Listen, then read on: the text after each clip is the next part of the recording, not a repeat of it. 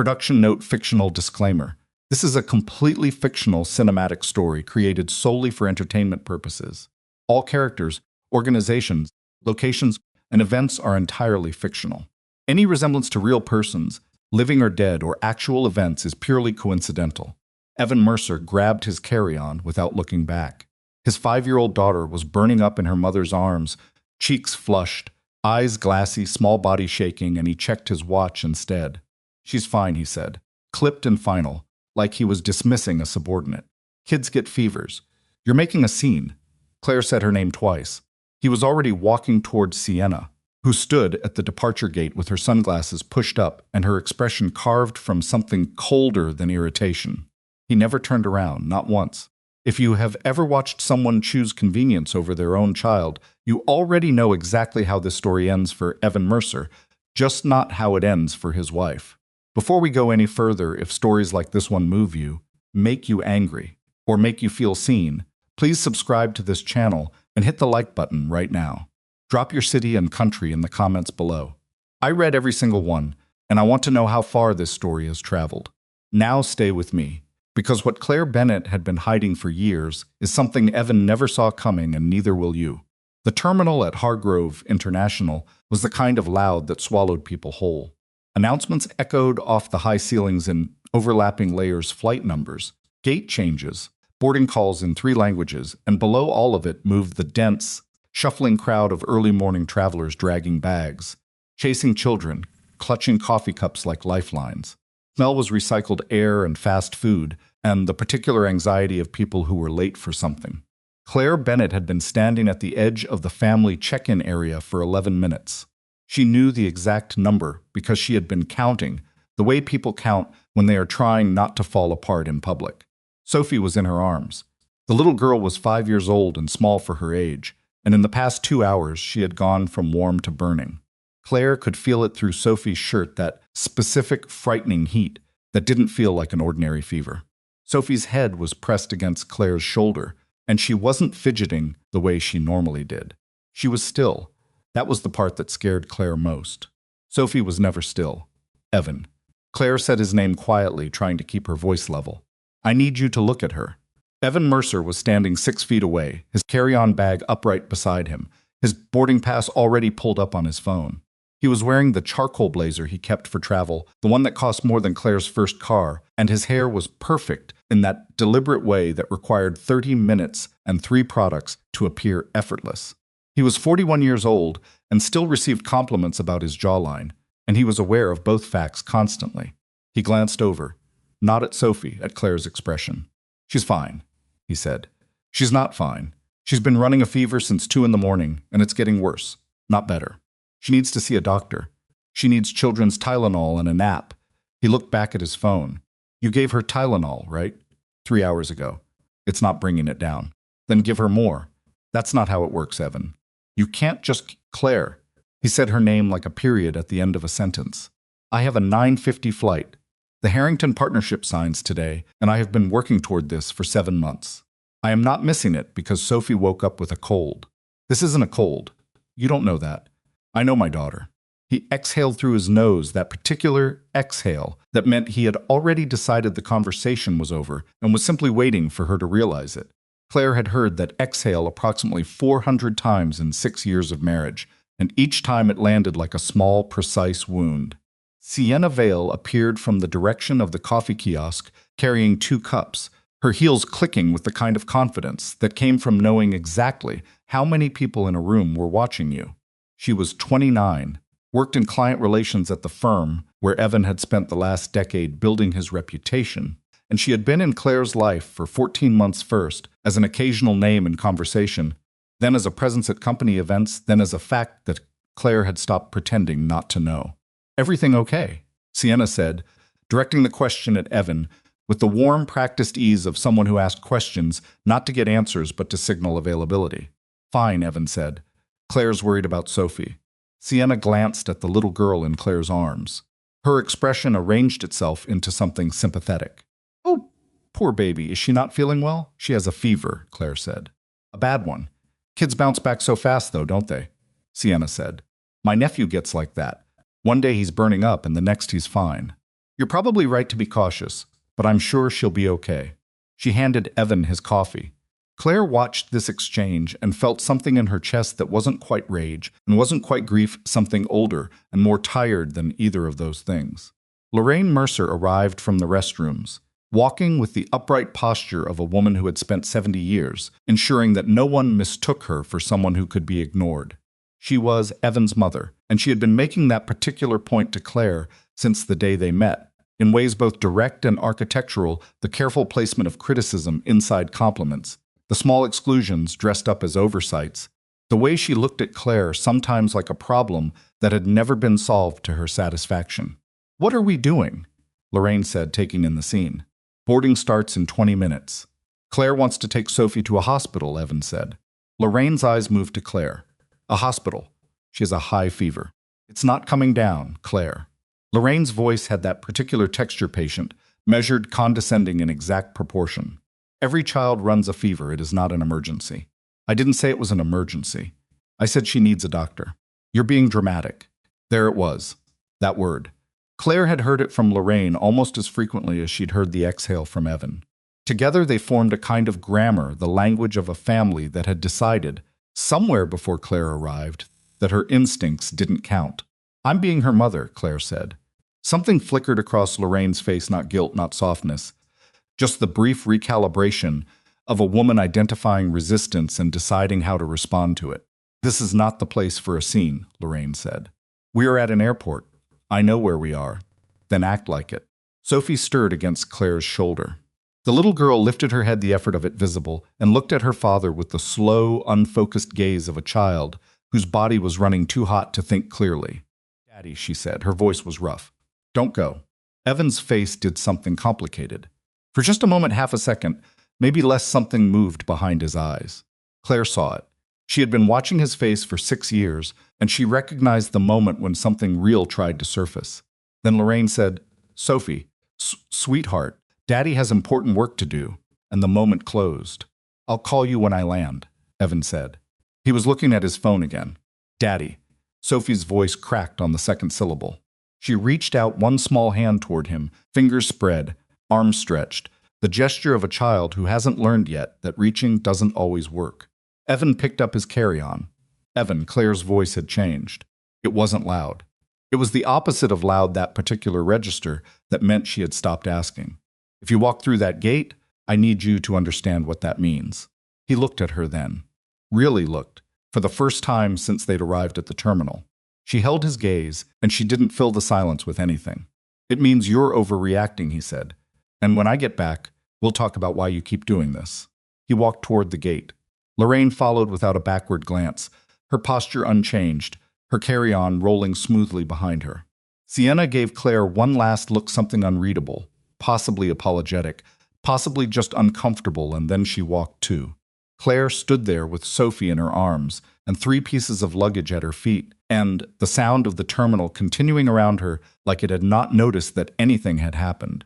Because it hadn't. The terminal was an airport. People left in airports. That was the whole point. Sophie made a small sound, not quite a cry, more like the sound of someone too tired to cry, and pressed her face back into Claire's shoulder. "Okay," Claire said quietly, to Sophie, to herself, to no one in particular. Okay, she did not cry. She had an inventory of reasons not to cry in public. She'd built it carefully over years, and she went through it now the way you go through items in a bag when you're looking for your keys. She found what she needed. She picked up one of the bags, looped the strap over her shoulder, and began to walk. She was trying to get to the information desk. Someone there could help her find the airport medical station, she thought, or at least point her in the right direction when Sophie's weight shifted suddenly in her arms. It wasn't much. Just a slight change in muscle tone, the kind of thing only a parent notices, because a parent is constantly subconsciously monitoring the specific software of parenthood running in the background at all times. Sophie's body had gone from the limp but present weight of a sick child to something different, something heavier. "Sophie," Claire stopped walking. "Baby, look at me." Sophie didn't respond. Her eyes were open but not quite focused, and her breathing had changed faster, shallower. Claire had a sensation she could not fully describe, a cold, dropping feeling somewhere behind her sternum. Not panic. Panic comes in a wave. This was more precise than that. This was the moment when a mother's body knows before her mind catches up. "Excuse me." A voice close and steady. "Do you need help?" She turned. A man was standing beside her, elderly, mid-70s, gray hair cropped short, the kind of face that suggested he had spent a long time looking at difficult things and had not been ruined by it. He was wearing a simple jacket and carrying a paperback novel with a boarding pass tucked in the pages, and he was looking at Sophie with the focused attention of someone who knew what he was looking at. "My daughter Claire started. She has a fever. It's been getting worse." "How long has she been like this?" This unresponsive. "Just now. Just this second." He was already moving. "There's a medical station on the lower level. Come with me." "Can you carry her?" "Yes." "Then come." His name, she would learn later, was Walter Gaines. He was a retired pediatric physician who had spent 32 years at a children's hospital in Portland and was, on this particular morning, traveling to see his daughter's new baby. He had noticed Claire and Sophie from across the terminal, not because anything was visibly wrong yet, but because he had the particular attentiveness of someone who had trained himself, for decades, to notice children who didn't look right. He was the kind of person who simply did the next necessary thing. No drama, no hesitation. He walked Claire to the elevator, spoke briefly and clearly to the medical station staff, and stood close without crowding while they took Sophie's temperature and began their assessment. 104.1. The nurse, a wide-shouldered woman named Delia, who moved with the calm efficiency of someone who had managed worse, said they were calling for transport. The airport medical station was equipped for stabilization, not treatment. Sophie needed a hospital. "How long has she been running this fever?" Delia asked. "Since around 2 this morning. She started with 101. I gave her Tylenol. It went down a little, then it came back up. I've been trying to reach my husband." "You did the right thing getting here when you did," Delia said. It was a careful sentence. It was the kind of sentence medical professionals used when they meant something they weren't going to say directly. Claire heard it anyway. Walter Gaines stayed with her not because she asked him to, not because anyone suggested it, but because he was the kind of man who didn't leave until he was sure the situation was contained. He sat in the plastic chair beside her in the small medical room while they waited for the transport team, and he didn't say anything reassuring or meaningless. He just sat there, which was exactly what she needed. "My husband left," Claire said after a while. She wasn't sure why she said it. She didn't usually say things like that to strangers. "I know," Walter said. "I saw." She looked at him. "I was sitting over there." He nodded vaguely in the direction of the gate area. "Reading. I saw the whole thing." He paused. "I didn't say it to make you feel worse." "You didn't," he nodded slowly. "Kids are resilient," he said. "That doesn't mean they don't notice." Claire looked at her daughter, small against the medical cot, the blood pressure cuff too large for her arm, her chest rising and falling, color starting to come back into her face, now that cold packs were doing what 3 hours of fever had prevented. Sophie's eyes were closed. Her lips were slightly parted. She was already starting to look more like herself. "She's going to be okay," Delia said from the doorway. "Temperature's coming down. That's a good sign. But she needs to go in." "I know," Claire said. She pulled out her phone. She stared at it for a moment. The last text from Evan was from the night before, something about dry cleaning. She called him. It rang 4 times and went to voicemail. She didn't leave a message. She sat with her phone in her lap, and she thought about the past 6 years. Not all of it, there was too much of it, and she was too tired, but the shape of it. The way she had learned to make herself smaller so that Evan's certainty had more room. The way she had stopped correcting him in front of his colleagues. The way she had started prefacing her concerns with apologies reflexively, the way you reach for an umbrella when you see clouds. The way she had always told herself that she was protecting her marriage, her family, their life. What she had actually been protecting, she understood now, was the architecture of a man who did not deserve the shelter. She looked at Sophie. Sophie's small chest, rising and falling. Sophie's hand relaxed against the cot, fingers curled upward. That hand that had reached out at the gate, still reaching even when Evan was already walking away. Something settled in Claire's chest. Not resolve was too dramatic a word for it. It was simpler than that. It was the feeling of a decision that had already been made somewhere below the level of thought, finally rising to where her conscious mind could see it.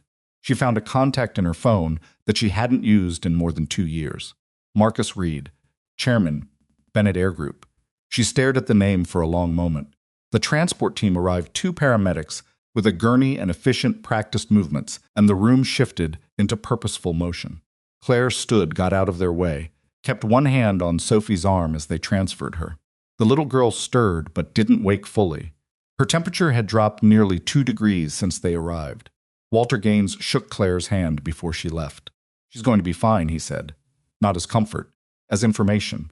"Thank you," Claire said, genuinely. "Go be her mother," he said, and let go of her hand. In the ambulance, Sophie strapped in, an oxygen reader clipped to her tiny finger. The city moving past the small windows and the rear doors, Claire finally called Marcus. He answered on the second ring, which surprised her. It was early still, 7:23 in the morning. "Claire," his voice was careful, surprised but controlled. Marcus Reed was always controlled. He had been her father's oldest friend, and he had her father's particular quality of stillness, the sense that nothing could fully knock him off balance because he had already considered most of the ways that things could go wrong.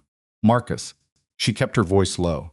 One of the paramedics was monitoring Sophie's vitals and not making eye contact with her, which was either professional courtesy or the specific kindness of someone who understood that a woman in a moving ambulance making a phone call she had waited years to make probably needed the privacy. "I need to talk to you. Are you all right? Is Sophie?" "Sophie is going to be fine. We're in an ambulance.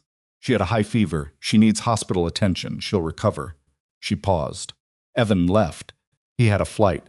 A silence that lasted exactly long enough to tell her that Marcus understood what that meant. "I see," he said. "I've been thinking about what we talked about last time. Claire, I've been protecting him for 6 years, Marcus. I've been protecting the situation because I thought, I don't know what I thought, that it would change, that it would get better." She looked at Sophie. He walked away from her in an airport. She reached for him, and he walked away. Marcus was quiet. "I think," Claire said, "that it's time." Another silence. Longer this time. She heard Marcus exhale, not Evan's clipped, dismissive exhale. Something else. Something that sounded almost like relief. "You're sure?" he said. "I'm sure. It won't be quiet," he said. "Once we do this, it moves fast. You understand that?" "I understand." She looked out the small ambulance window. The city was waking up early traffic, morning light cutting between buildings, a garbage truck moving slowly on a side street. The ordinary machinery of an ordinary day, continuing without comment on the fact that everything in her life was about to change. "All right," Marcus said. "I'll start making calls." "Not until Sophie is settled," she said. "I need a few days." "Of course." A pause. "Claire, your father would have." "Don't," she said, gently but firmly. "Not yet." "Okay," Marcus said. "Okay, call me when you're ready." She hung up and put her phone in her pocket. The paramedic, the younger one, with a red ponytail and freckles, glanced over and then looked quickly back at her equipment. Sophie made a small sound in her sleep, the kind of sound that meant she was getting more comfortable, that her body was beginning to regulate itself, that the crisis was passing. Claire reached over and took Sophie's hand. The small fingers closed around hers automatically, the muscle memory of a sleeping child who knew her mother was there. She held on and she didn't let go. Outside, the city continued. Inside that ambulance, moving through traffic toward a hospital where Sophie would spend 2 days recovering under careful supervision, Claire Bennett sat with her daughter's hand in hers and thought about nothing except the warmth of it, the specific, irreplaceable weight of it. She would think about everything else later. There was a great deal to think about: years of careful concealment, a legal structure that Marcus had helped her build in the aftermath of her father's death, corporate identity that she had maintained at a deliberate distance from the life she shared with Evan, the gala that was 3 weeks away, the announcement that Marcus had been waiting years to make. She would think about all of it. She would plan it carefully, the way her father had always planned things carefully, with patience and precision and the absolute certainty that the right moment was worth waiting for. But right now, Sophie's hand was in hers, and the color was coming back into her daughter's face, and the road ahead was clear. That was enough. For this moment, that was more than enough. Sophie slept for most of the first day. That was what the doctors wanted: rest, fluids, the slow, unglamorous work of a small body fighting its way back to normal. The hospital room was on the 4th floor of Mercy General, a mid-sized room with a window that looked out over the parking structure, and, if you pressed your face to the glass and looked left, a strip of sky above the roofline. Claire had memorized the view by noon. By evening, she could have drawn it from memory. She did not leave the room except to use the restroom at the end of the hall, and once, to go to the vending machine on the third floor, because the nurse named Patricia, a heavy-set woman in her 50s with reading glasses, pushed up on her forehead, and the no-nonsense manner of someone who had been doing this work long enough to know. What actually mattered told her she needed to eat something, or she would be useless to her daughter by morning. Claire bought crackers and a small container of peanut butter and ate them standing in the hallway, looking at nothing. Tasted like cardboard. She ate all of it. Evan called at 4:17 in the afternoon. She watched his name light up the screen for 3 full rings before she answered. "How is she?" he said. "Better than she was this morning." Claire kept her voice even. Her temperature's down to 101. "They're keeping her overnight for observation." "Okay." A pause. "That's good.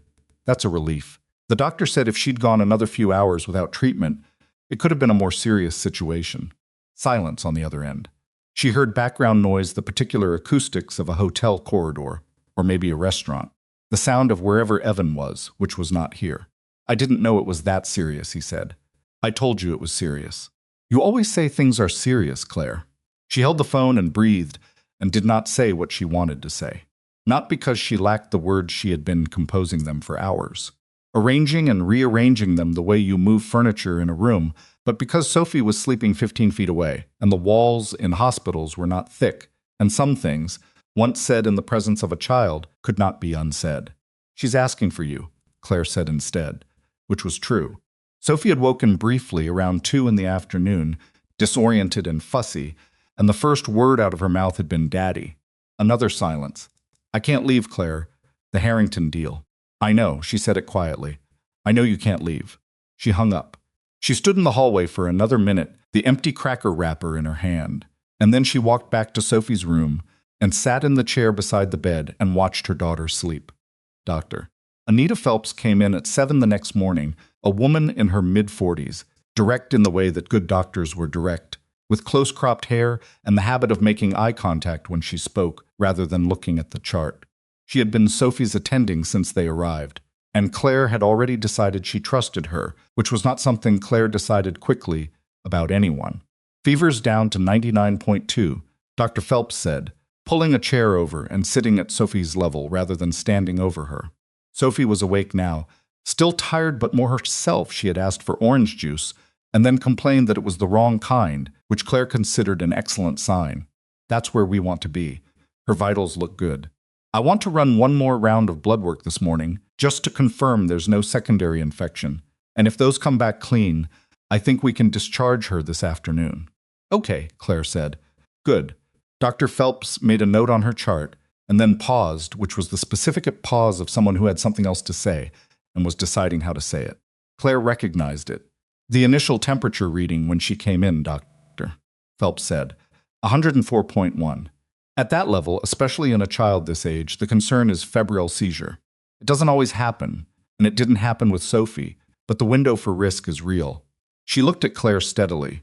"You got her here when you needed to." "I almost didn't," Claire said. "But you did." It was not comfort exactly. It was the same kind of precise sentence that Delia at the airport medical station had used, a sentence with a shape that acknowledged what it did not say. Claire appreciated that. She did not want to be soothed. She wanted to understand exactly what had happened and what it had cost, because understanding was the only thing that felt like solid ground right now. "Can I ask you something?" Claire said. "Sure," if she'd had a seizure. "In the terminal, before we found the medical station." "Try not to go there," Dr. Phelps said, not dismissively, just with the practiced firmness of a doctor who had watched too many parents torture themselves with the versions of things that hadn't happened. She didn't. That's the fact. She's here, she's recovering, she's complaining about her orange juice. A small smile. "That's where we are." Sophie looked up from her cup. "It's pulpy," she said, with the gravity of a person delivering serious testimony. "It really is the worst," Dr. Phelps agreed. "Completely serious," which made Sophie relax slightly and take another sip. Claire watched this exchange, the doctor's easy, unhurried manner with her daughter, the way Sophie responded to it, and felt something loosen in her chest that had been locked tight since 2 in the morning, 2 days ago. Not relief, exactly. Something more complicated. The specific exhaustion of a person who has been braced for impact for so long that when the impact finally doesn't come, they don't know what to do with their own muscles. The blood work came back clean at noon. By 2:30, Sophie was dressed and sitting cross-legged on the discharge bed, methodically working through the pile of stickers that Patricia, the nurse, had produced from somewhere, a small, ridiculous gift that Sophie received with the solemnity of someone being given something genuinely precious. "I'm getting you a dolphin one," Sophie announced, peeling carefully. "Because you're nice." "I'm honored," Patricia said. She looked at Claire over Sophie's head. "She's a good kid." "She is," Claire said. "Takes after her mother." Claire didn't know what to do with that, so she just nodded and started folding the extra blanket at the foot of the bed. She had called a car service. She was not going home, not to the house she and Evan shared in the Lakeview neighborhood. Not to the kitchen with the breakfast bar where they'd had 1,000 ordinary mornings. Not to Sophie's room with the glow-in-the-dark stars on the ceiling that Claire had put up herself on a Saturday afternoon 18 months ago while Evan was at a golf thing. She was going to her sister Dana's apartment on the east side because Dana had called yesterday afternoon and said, "Tell me what you need," rather than, "Are you okay?" which was the smarter question. And Claire had told her she needed a place to stay for a few days. And Dana had said, obviously, "I'll make up the guest room." Dana was 37 and taught high school English and had a cat named Bartleby and an opinion about everything, and she had never once pretended to like Evan. Claire had found irritating for years and was finding considerably less irritating now. Car arrived at 3. Claire got Sophie settled in the back seat with her sticker collection and her small bag, and as they pulled out of the hospital parking lot, Sophie pressed her face to the window and watched the building recede. "Mommy," she said. "Yeah, baby, is Daddy going to meet us?" Claire kept her eyes on the road ahead. "Daddy's still on his trip, remember? He'll be back in a few days." "Oh, a pause. Does he know I was sick?" "He knows." "Did he call?" "He called." Sophie turned this over. She was 5, but she was not a simple 5. She had her mother's particular habit of sitting with information rather than immediately responding to it, the way a person tests the weight of something before picking it up. "Is he coming to Aunt Dana's?" Sophie asked. "No," Claire said. "Not right now." Sophie turned back to the window. Outside, the city moved past a gas station, a dry cleaner, a small park with an empty swing set. After a moment, she pressed one of her new stickers, a small purple star, onto the back of her own hand and looked at it seriously. "Okay," she said, in the tone of someone who had decided to move forward. Claire reached back and squeezed her knee. Sophie patted her mother's hand twice and then went back to her stickers.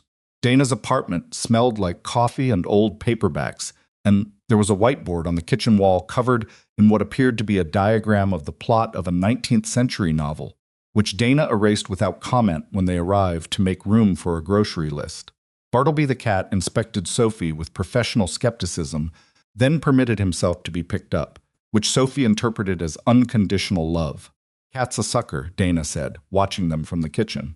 She handed Claire a mug of coffee. "How are you, actually?" "I'm fine," Claire said. "That's not what I asked." Claire sat down at the kitchen table.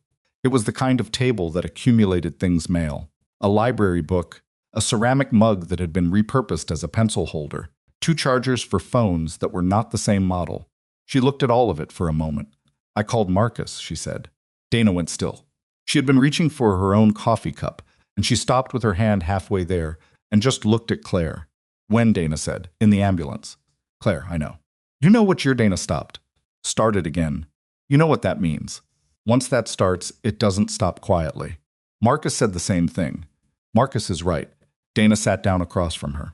She had their mother's eyes, dark and direct, and she was using them now in a way that said she was not going to pretend this was a small thing. "I'm not telling you it's wrong. I'm not telling you that at all. But I want to make sure you're not doing it from the ambulance place, the crisis place. I want to make sure you've actually decided." "I've decided," Claire said. "Okay." Dana looked at her for another moment. "Okay, good." She picked up her coffee. "Tell me what you need from me." Sophie can't know any of it yet. She's 5. She doesn't need to know anything except that we're staying here for a little while. Of course. "And I need—" Claire stopped. She was surprised to find that her throat had tightened without warning, the way it did sometimes when she thought she was fine and then found out she wasn't. She took a breath. "I need a few days to just be her mom. Before any of it starts. I need to take her to the park and let her eat pancakes for breakfast and watch that movie she likes about the fish. I need a few normal days." Dana reached across the table and put her hand over Claire's. She didn't say anything. She just held on for a moment, which was the right thing to do. A few days, Dana said. Then we burn it down. Despite everything, Claire laughed. Came out rough and a little broken, but it was real. And Dana smiled when she heard it. And from the living room came the sound of Sophie telling the cat in a very serious voice that he needed to sit still if she was going to give him a sticker. She gave herself 4 days. They were not entirely peaceful days, Evan called twice more, both times from what sounded like hotel bars. Both times with the particular slightly softened quality of voice that meant he'd had 2 drinks and was going to be sincere in the specific way that cost him nothing. He said he was worried about Sophie. He said he'd been thinking. He said they needed to talk when he got back, that things had gotten out of hand, that he knew Claire was upset. She listened to all of it with the phone pressed to her ear and her eyes on the middle distance and said yes at the appropriate intervals.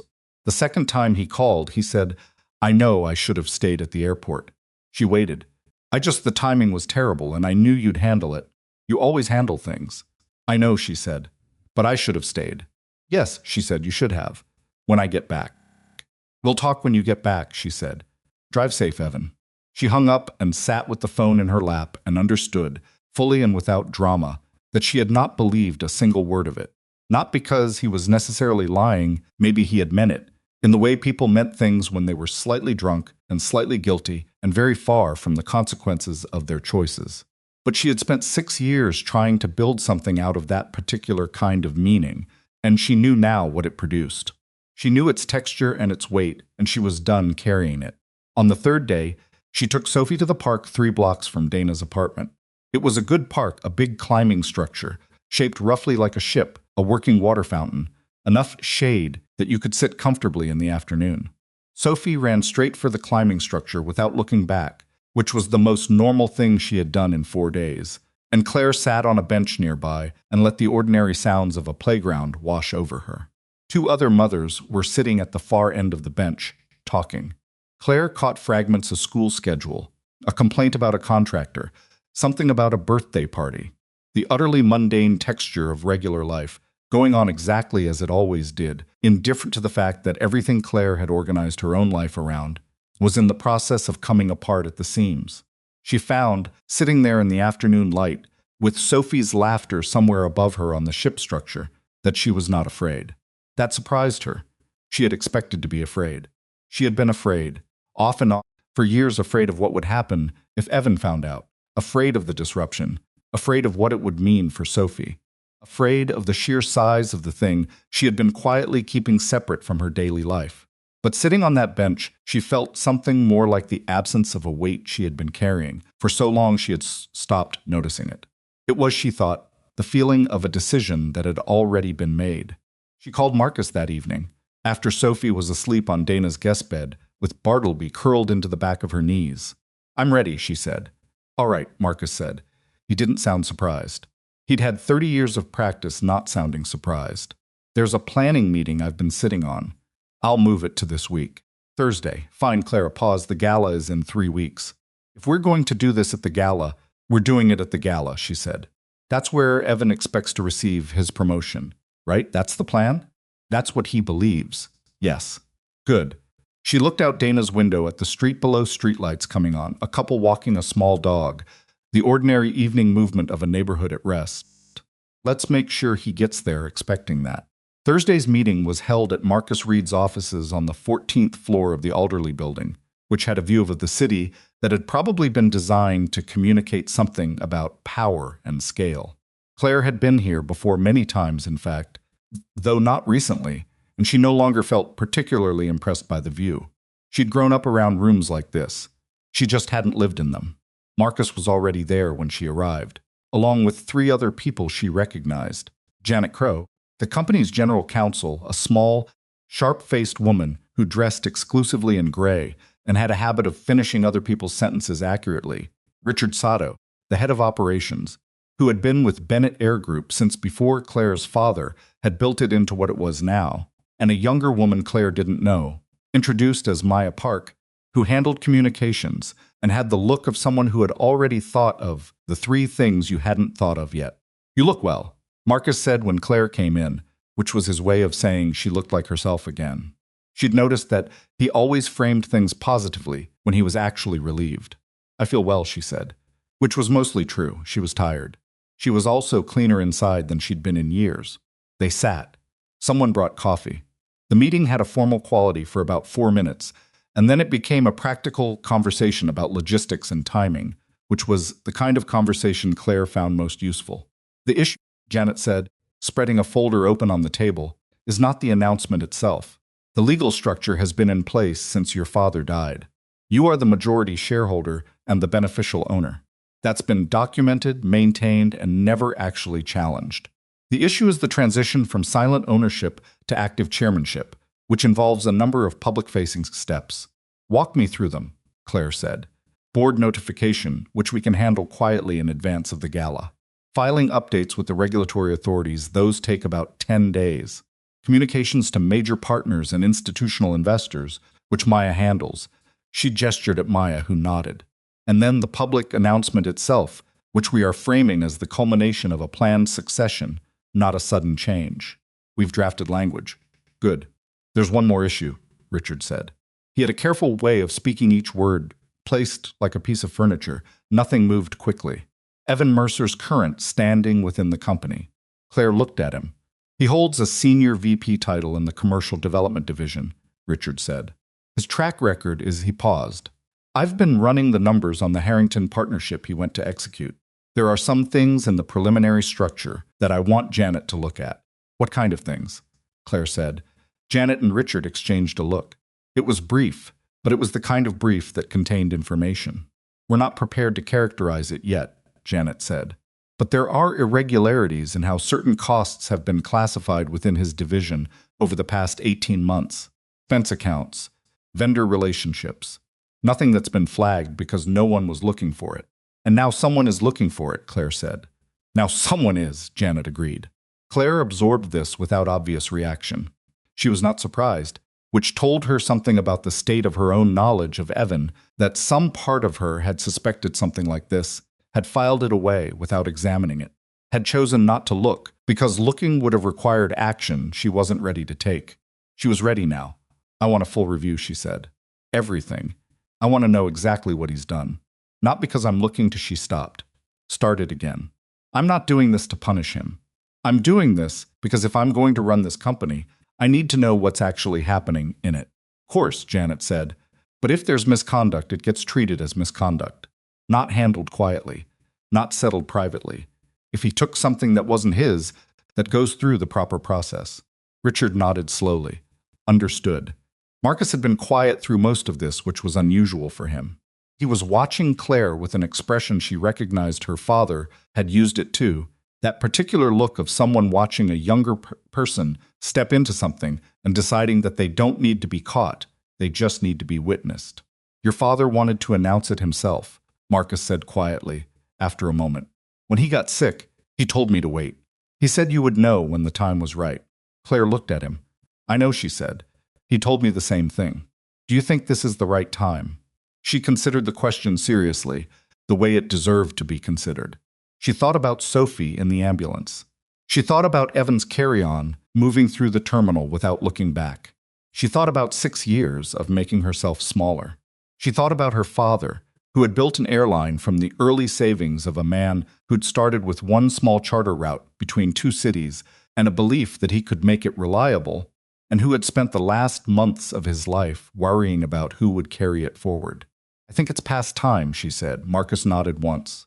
Something in his posture shifted, not dramatically, just slightly, the way a building shifts when the last structural question gets resolved. "Then we move," he said. The meeting ran for another 2 hours. By the end of it, there was a timeline and a communications plan and a list of board members who needed to be called before Thursday of the following week. Maya had a draft press release that was clean and measured, and managed to be both a surprise and inevitable sounding at the same time, which Claire thought was exactly right. When the others left, Marcus stayed. He poured them both a fresh cup of coffee and sat at the end of the table closest to the window, and for a moment they just looked at the city. "Are you nervous?" he asked. "No," she said, then more honestly a little. "About the gala specifically, being in that room. Why that room specifically?" She looked at her coffee cup. Because Evan will be there. And his mother. And all of those people who've spent years looking at me as Evan Mercer's wife.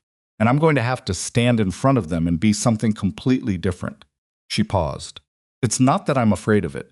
It's that I know exactly what their faces will do, and I'm trying to decide how I feel about watching that happen. Marcus considered this. How do you feel about it? She thought about Sophie's hand reaching toward Evan at the gate. Sophie's voice cracked and thin. Don't go. Ready, she said. Marcus raised his coffee cup slightly.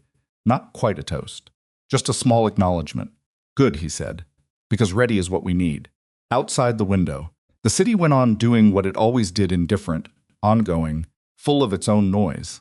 3 floors down and across the plaza, a man in a delivery uniform was arguing cheerfully with a parking attendant about something neither of them would remember by morning. Pigeons moved across a ledge, a bus pulled up to a stop and then pulled away. The ordinary machinery of a place that did not know or care that a woman on the 14th floor had just set something in motion that would not stop until it had finished. Claire drank her coffee. She had a call with Dana at 7, and Sophie was expecting her back by 8 for the movie about the fish, which she had now seen 4 times and showed no signs of tiring of. She had 3 weeks.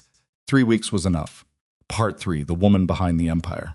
Evan came back from the Harrington trip on a Tuesday, which meant he had been gone 9 days in total, 9 days during which Sophie had recovered. Claire had moved their essential things to Dana's apartment, and the legal and communications machinery that Marcus Reed had been waiting years to set in motion had begun turning with the quiet, inexorable momentum of something that had been properly built. He called from the cab on his way home from the airport. Claire let it ring. He called again when he found the house in the state she had left it, not ransacked, not dramatic, just noticeably reduced. Sophie's room had its furniture, but not its feeling. Kitchen had its appliances, but half the cabinet contents were gone. Claire's closet was 2/3 empty in the specific way that said permanent rather than travel. She answered the third call. Where are you? He said. A pause. With Sophie? Yes. Claire. I'm not doing this on the phone, Evan. I'll come by the house on Saturday. We can talk then. Saturday. It's 4 days, she said. I'll come Saturday morning. She hung up. Her hands were completely steady, which surprised her a little. She had expected some residue of the old anxiety, the specific nervousness of disappointing him, the anticipatory flinch. But there was nothing. Just her own hands, holding her own phone in her sister's kitchen. She put the kettle on and went to check on Sophie. The 3 weeks between the planning meeting and the gala had a particular texture, outwardly ordinary, inwardly dense with preparation. Claire drove Sophie to kindergarten and picked her up and made dinner and helped with the small plastic counting bears that were apparently central to the current mathematics curriculum. And none of it showed on the surface what was happening beneath it. She met with Janet twice more. She reviewed the board notification documents, which had gone out the previous week and been received without the explosion. She'd half anticipated Marcus had done his work carefully, and most of the board had known her father. And the ones who hadn't known him knew his name, and the ones who knew his name understood that what they were being told was not a disruption, but a fulfillment of something that had been planned long before they arrived. Richard's financial review had turned up what he'd suspected. Evan's commercial development division had been running what amounted to a systematic inflation of vendor costs contracts awarded to firms with undisclosed relationships to Evan.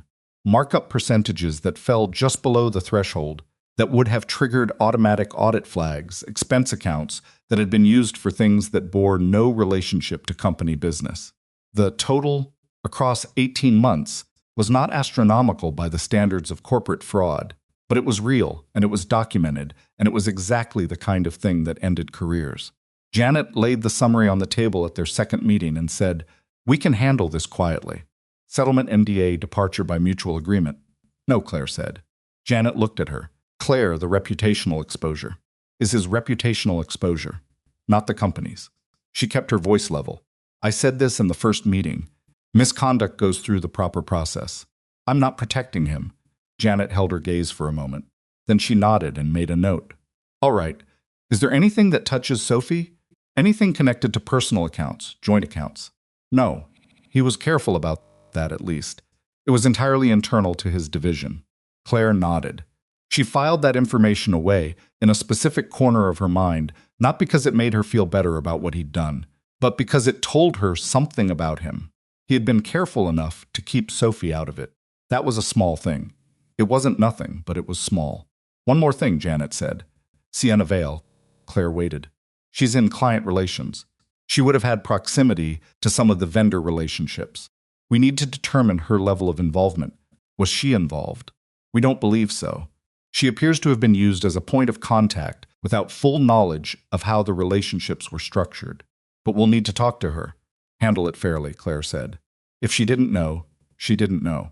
She drove home from that meeting through the kind of early spring rain that couldn't decide whether to commit thin and variable. The windshield wipers doing the stuttering work of a job that wasn't quite necessary. She thought about Sienna at the airport, handing Evan his coffee. The way Sienna had looked at Sophie with something that was probably genuine sympathy. The way she had said kids bounce back so fast, not cruelly, just with the specific blind confidence of someone who did not yet understand that things didn't always bounce back. She didn't feel sorry for Sienna, exactly.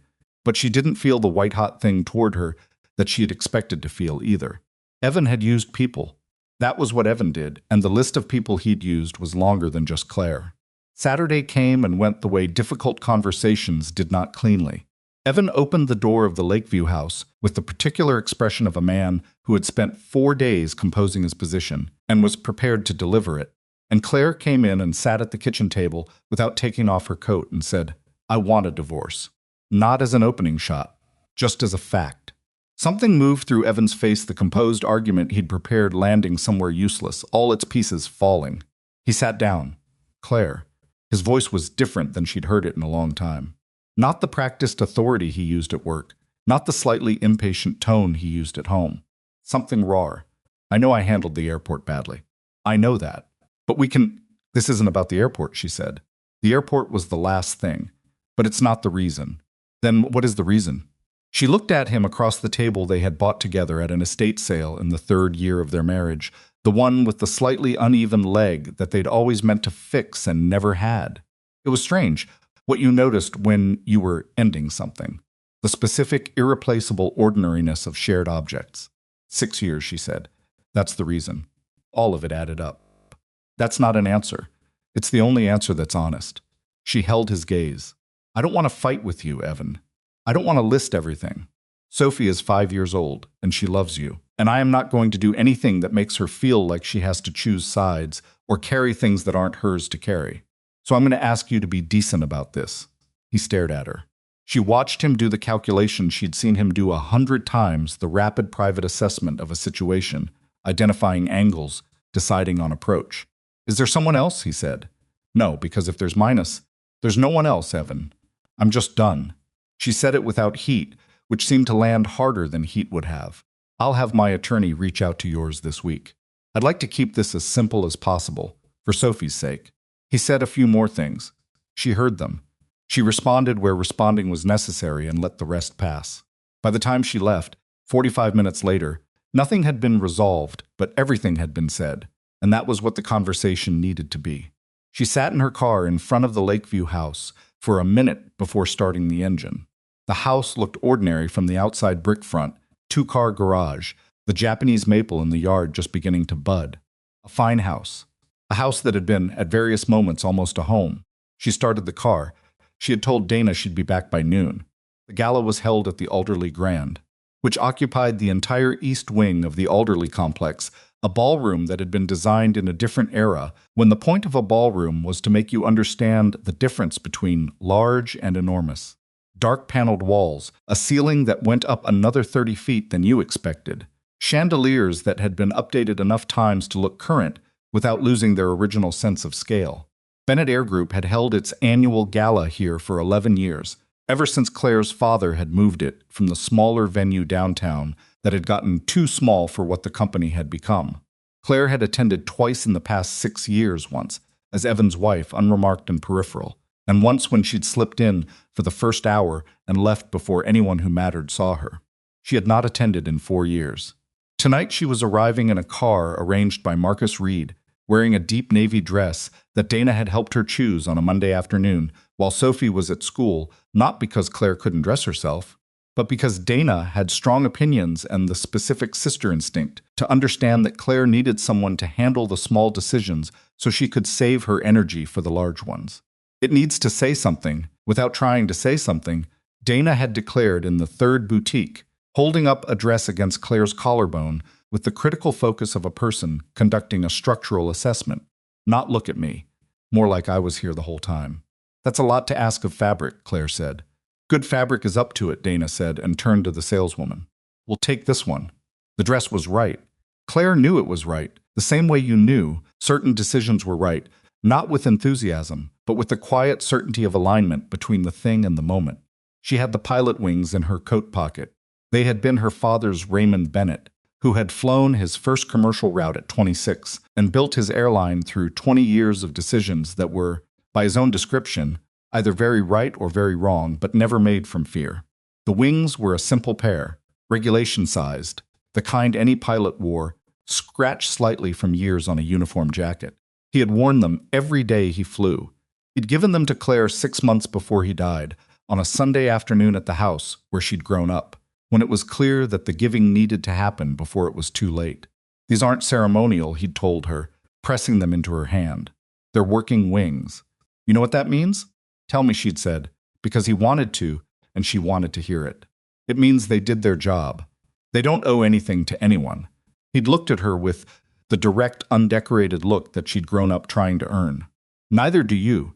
Whatever you decide to do with what I'm leaving you, you do it on your own terms. Not because of me, not for me, for whatever you think is worth building. She had kept them in a small box in a place Evan had never found, not because she was hiding them from him specifically, but because they were not part of the life she lived with him. They belonged to a different part of her, the part she had kept separate and intact all these years, the part that was her father's daughter and her own person, and the majority shareholder of an airline that had never once carried Evan's name. She held them now, in the car on the way to the gala, and turned them over in her palm. They were lighter than they looked. They always had been. The ballroom was full when she arrived. Not over the ballroom was full when she arrived. Not overfull, Marcus had always believed that a room packed past comfort lost its dignity, and the Bennett Air Group Gala had always been curated with that in mind. 340 people, by Maya's count. Board members, senior executives, institutional investors, key partners from the aviation and logistics networks the company had built across 2 decades. The kind of crowd that represented, in aggregate, a significant portion of the decisions that shaped how commerce moved through the region. Claire stood at the top of the entrance corridor, just outside the ballroom's main doors, which were closed, and listened to the sound of it. The layered murmur of 300 conversations, the occasional rise of laughter, the particular acoustic texture of a formal room in full use. She had grown up attending events like this with her father. She knew the sound of it the way you knew, the sound of a place that had been part of your earliest memory of what the adult world looked like. Maya was beside her, checking something on her phone with the focused calm of someone who had prepared too thoroughly to be nervous. Board notification confirmed received by all 12 members, she said without looking up. Regulatory filings went through this afternoon, confirmed. Press release is queued and goes live the moment Marcus finishes the introduction. She looked up. Everything is set. Good, Claire said. How are you doing? Ask me in 20 minutes. Maya almost smiled. Fair enough. Marcus appeared from the side corridor he had been in the ballroom, working the room for the past hour, the way he always did at these events, moving through conversations with the ease of a man who genuinely liked people and had enough history with most of them to find something real to talk about. He was 71 years old and still moved like someone 20 years younger, and tonight he was wearing a dark suit with a pocket square that Claire recognized as one her father had given him for his 60th birthday. He stopped when he saw her. He looked at her for a moment, the kind of look that held everything it wasn't saying. You look like your father, he said quietly. She didn't answer that. She didn't need to. Evan is at table 7, Marcus said, shifting register to practical. He arrived about 40 minutes ago. His mother is with him. They've been told the announcement tonight is the promotion executive vice president, global commercial partnerships. He believes it's confirmed. And Sienna, she's here. Table 9. HR has already spoken with her about the financial review. That conversation happened Tuesday. She's aware of the scope of what was found in Evan's division. She has paused. Not in a good state, I'd say. But she came tonight, which tells you something. Claire thought about what it told her and decided she understood it. When you had just discovered that the person you'd been with had built a version of events around you that bore no relationship to reality, sometimes you needed to be in the room when the rest of the building came down. It was not a good impulse necessarily, but it was a human one. Is she going to be a problem tonight? Claire asked. I don't think so. Maya's team has someone near table 9. Claire nodded. She looked at the closed ballroom doors. Behind them, 340 people were having conversations and finishing their dinner and waiting for whatever this evening's program was going to deliver, and almost none of them knew that the thing they were waiting for was not what they thought it was. Except 12 board members who had received formal notification by secure document 3 days ago and had, without exception, responded with a variant of the same thing, long overdue. All right, she said. Marcus put his hand briefly on her arm, the gesture of a man who had known her father and watched her grow up and been, in the years since her father died, the closest thing to a steady witness that her professional life had. You've always known what you were doing, he said. I just want to say that before we go in. You've said it before, she told him. Worth saying again. He went back through the side corridor to take his position at the front of the room. Maya moved to the door. Claire took a breath that was not about calming herself. She was calm, which was its own strange fact, but about the simple physical preparation of a person about to walk into something that mattered. She touched the pilot wings in her coat pocket. Still there. Still light. The doors opened. She didn't see Evan's face at first. Came through the doors, and the room was large enough that her entrance, while visible, was not immediately universal heads turned near the entrance. Conversation dropped in a ripple that moved inward as people registered that someone had come in through the main doors while the program was underway. But the room was big, and Evan was toward the center, and she had a few seconds before he saw her. Marcus was already at the podium. He had been mid-sentence when the doors opened, and he finished the sentence, something about the company's 40-year trajectory, and then let the natural pause of the room's attention, shifting to the doors, do the work. In fact, Marcus said, and his voice carried easily in the ballroom's acoustics, there is someone I'd like to introduce to you. Some of you know her. Most of you, I think, know her less well than you're about to. Claire walked toward the front of the room. She did not rush. Her heels were low enough to be practical, and she moved the way her father had always told her to move in rooms like this, like you knew where you were going, not like you were performing the act of knowing. She heard the silence expanding as she passed tables. Not the silence of confusion, or not only that, the silence of a room in the process of recalibrating. She recognized faces as she passed, board members who had already been notified and whose expressions were composed into careful neutrality, senior executives who were frowning slightly, trying to place her, table of institutional investors who were watching Marcus with the focused attention of people whose professional instinct was to track where information was moving. She was about halfway to the front when she passed close enough to table 7. She had told herself she was not going to look. She had planned this with enough detail that she had thought about where her eyes would go at this exact moment, and she had decided forward, toward Marcus, toward the podium, toward the front of the room. But she looked. She was human. She looked. Evan was watching her with an expression she had genuinely never seen on his face before. Not the cool assessment he used in business settings, not the impatient dismissal she had learned to read at home. Something that had no composure in it at all, a pure, unmanaged blankness that came from a mind encountering something it had absolutely not prepared for. His mouth was slightly open. He was holding a glass that he had apparently forgotten was in his hand. Lorraine was beside him. Lorraine, who was never caught off guard by anything, who had navigated social situations with 60 years of practiced armor. Lorraine looked at Claire walking through that ballroom, and for the first time in Claire's experience of her, she had nothing. No response. No shape for her face to make. Just a woman staring at something she hadn't known was possible. Claire held Evan's gaze for exactly 2 seconds, not as a challenge. Just as acknowledgement, the specific acknowledgement of a person who wants the other person to understand that what is happening is real and intentional and not an accident or a mistake or a dream he was going to wake from. Then she looked forward and walked to the front of the room. Marcus stepped slightly back from the podium when she reached it. He was not a man who made subordinating gestures easily, and the fact that he did it now clearly, visibly, for the whole room to read communicated something that no words could have said as efficiently. Claire stood at the podium and looked at the room. 340 people looked back. "My name is Claire Bennett," she said. She did not use Mercer. She had not used Mercer in any document filed in the past 3 weeks, and she would not use it again after tonight. "Most of you know this company as Bennett Air Group. I want to tell you something about that name." She had thought about what she was going to say.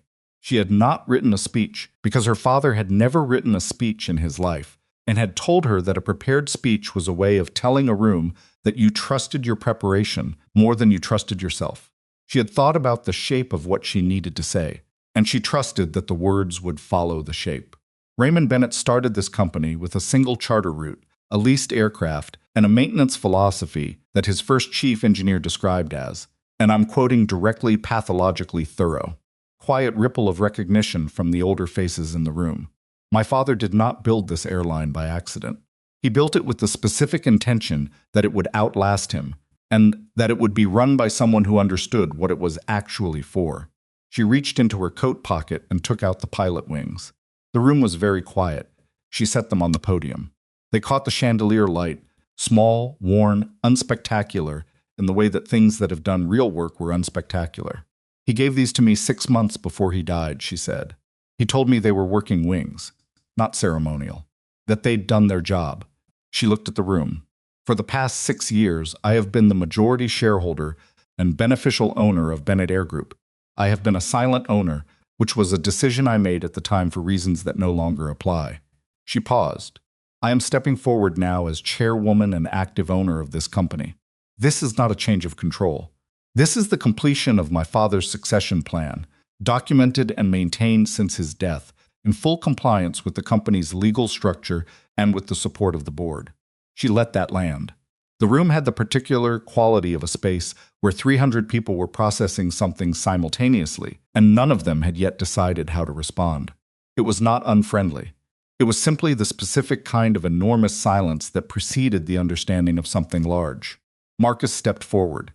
The board voted unanimously to formalize the transition at this evening's gala, which Raymond Bennett himself had designated as the appropriate occasion for an announcement of this magnitude. He looked at the room with the authority of 30 years in that room. "Ladies and gentlemen, Claire Bennett, chairwoman of Bennett Air Group." The applause started at the board tables, which was where it was always going to start, and it moved outward. It was not the reflexive applause of a crowd doing what was expected of it. It built, which was different. It had the quality of something being realized, of a room catching up to a fact and deciding, in real time, that the fact was right. Claire stood at the podium and received it. She did not smile performatively. She was not a person who performed things. She stood there and she was present, and she let the moment be what it was. She did not look at table 7 again. She didn't need to. What happened at table 7? She learned afterward from 3 separate accounts, Marcus's, Maya's, and Dana's, who had been allowed a spot at the back of the room because Dana had pointed out that she had provided critical emotional infrastructure for the past 3 weeks and had earned 1 evening of watching things detonate. Evan had not moved for the first 45 seconds after Marcus's introduction. He had sat with his forgotten glass in his hand and stared at the podium with the face of a man whose internal architecture was rearranging itself against his will. Lorraine had leaned over and said something to him in a low voice. What exactly? No one could hear, though Dana's account described her as looking like someone who had just been told a fact that retroactively reorganized every other fact she had ever known. The applause was what finally made him put the glass down. He set it on the table carefully, which struck Marcus as the most revealing detail, the deliberateness of it, the control required for that small act when every other thing had just fallen apart. Then he sat with his hands flat on the tablecloth, and he stared at the front of the room, and he did not applaud. At table 9, Sienna Vale had applauded. She had started slowly and then, apparently, with more conviction, which Dana thought was interesting. Whatever Sienna Vale was feeling tonight, and she was almost certainly feeling several things at once, one of them appeared to be recognition. The post-announcement portion of the evening had a different texture than the formal program. People moved. They sought out Marcus. They sought out Claire, those who had known her father, those who had worked with the company for years. Those who were running quick calculations about what a transition of visible ownership meant for their relationships with the airline, and landing quickly on the conclusion that the answer was probably not much, given that the ownership hadn't actually changed. Claire spent 40 minutes in conversations that required her full attention.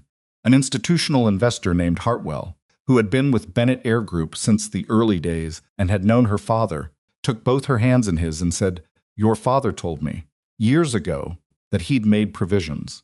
I never pushed him on what that meant."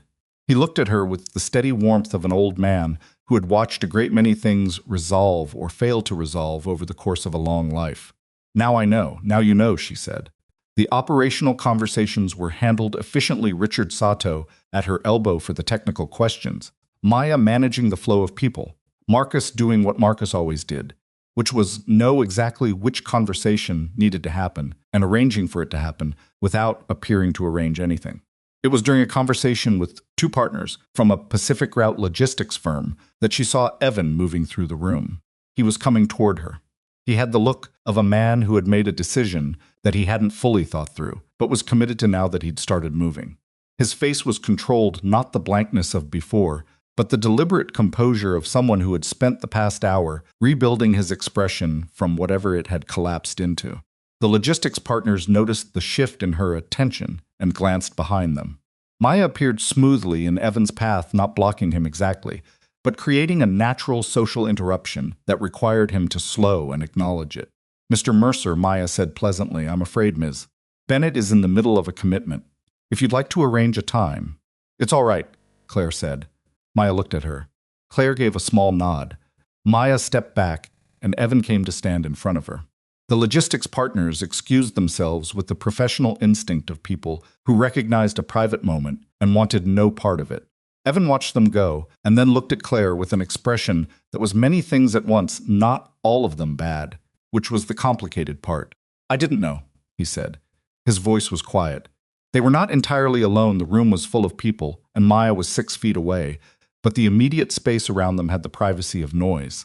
"I know you didn't," Claire said. 6 years. He said it like he was testing the weight of the number. "The whole time." "Yes." He looked at her.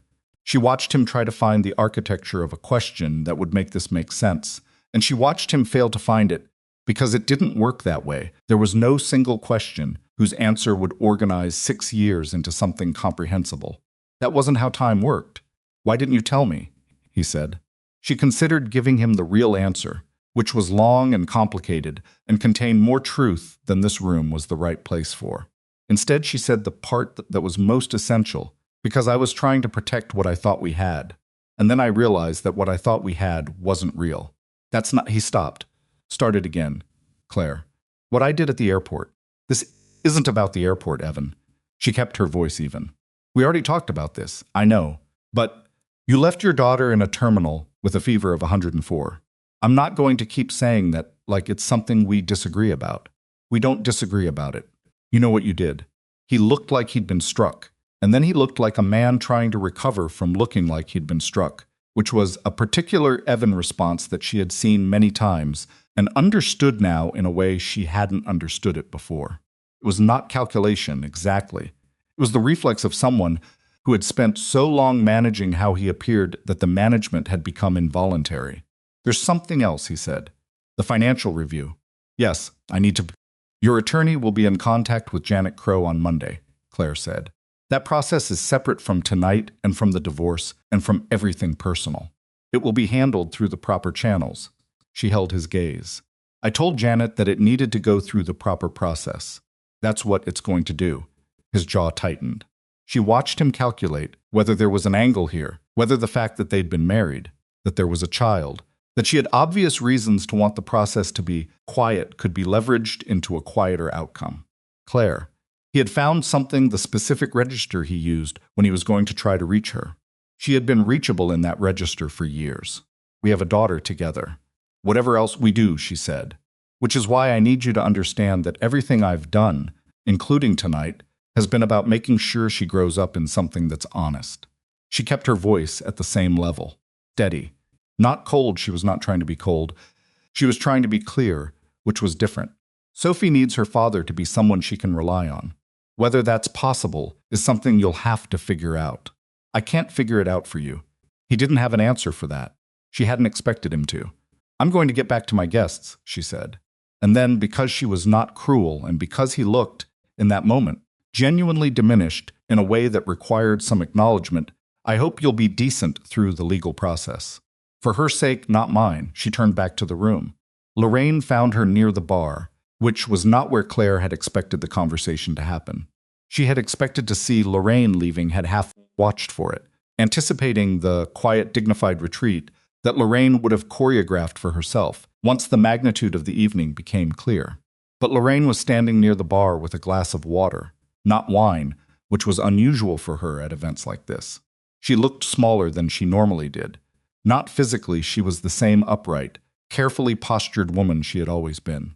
But there was something in her face that had been removed tonight, some load-bearing certainty that had held her expression in its characteristic arrangement for as long as Claire had known her, and without it she looked like what she actually was.